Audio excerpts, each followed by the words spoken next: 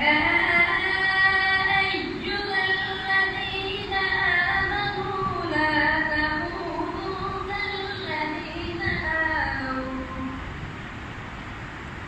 كالذين آذوا موسى فبرأه الله مما قالوا وكان عند الله وجيها. يا أيها الذين آمنوا اتقوا الله وقولوا قولا سديدا يصلح لكم أعمالكم ويغفر لكم ذنوبكم